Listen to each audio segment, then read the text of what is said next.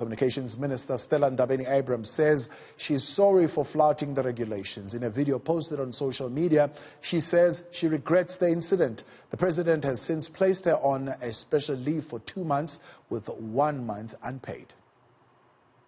Fellow South Africans, I would like to convey an apology to President Cyril Ramaphosa, the National Command Center, the South African society at large for breaching lockdown rules put in place to cap the spread of COVID-19.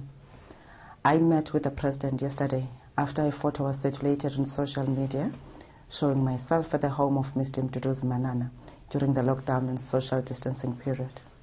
I regret the incident and I am deeply sorry for my actions. I hope the President and you South Africans will find it in your hearts to forgive me. The President has put me on special leave. I undertake to abide by the conditions of the leave. I wish to use this opportunity to reiterate the President's call for all of us to observe the lockdown rules. They are a necessary intervention to cap the spread of a virus that has devastated many nations. Our Newsroom Africa spoke to the presidency spokesperson Kusela Diko earlier on that story. The President has considered the allegations that Minister Ndabeni-Abrahams violated the lockdown regulations. This follows revelations that the Minister had visited a friend who hosted a lunch in contravention of the regulations. The President strongly believes that no one, including the Minister, is above the law, and therefore the law should be allowed to take its course. The Minister must face the same consequences as everyone else in this country for violating the rules that have been set for all of us. The President summoned the Minister on Tuesday, 7th of April, where he reprimanded her and directed her to deliver a public apology to the nation.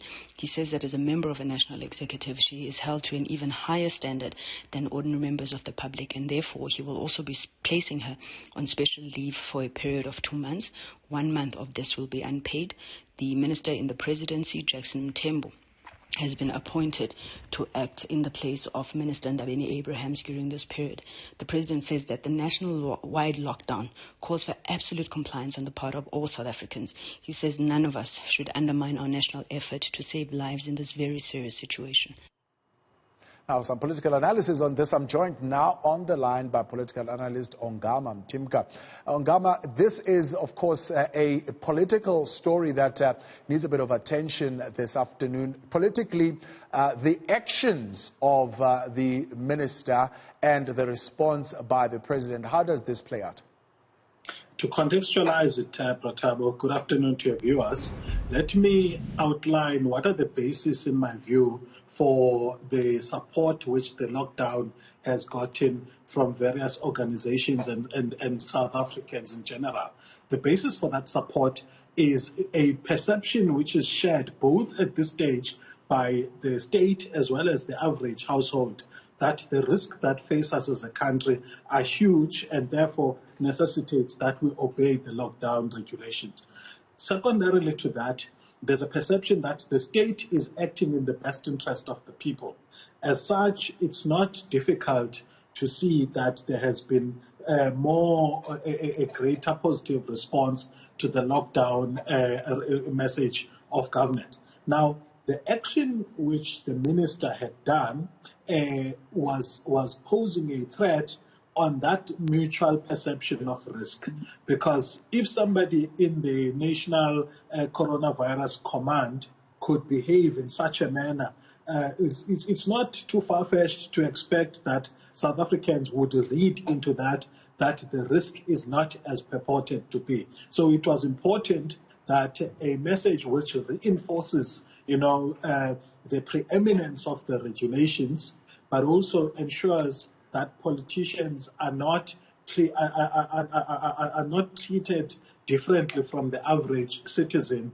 That message was important because the consensus now, which sees the risk on similar terms or on the same terms, is what's necessary to ensure that there's continued compliance with the regulations.